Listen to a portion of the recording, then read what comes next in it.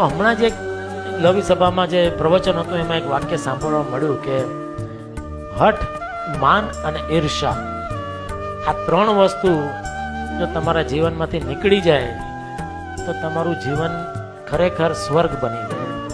કે બધો જે પણ કજીયો છે આ ત્રણ વસ્તુને લઈને છે. કે હઠ, કે તમે હઠ કે ના હું આમ જ કરીશ, હું આમ જ, ના મને આમ જ જોઈએ, એ તમે મૂકી દો કે ભાઈ ના ચાલશે, તમને આમ ફાવે છે ઓકે, હું મારી હઠ મૂકી દઉં.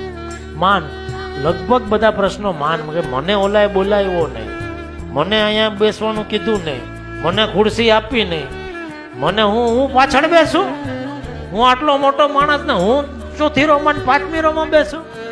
તો એ તમારામાંથી નીકળી જાય તો એ તમને પ્રશ્ન તમને, કારણ કે એ વિચાર આવે તો તમને એ તમારી અંદર એ બધા દુઃખ પ્રવર્તે. અને ઈર્ષા, કે હંમેશા માણસ દુઃખી થતો હોય છે બીજાનું જોઈને.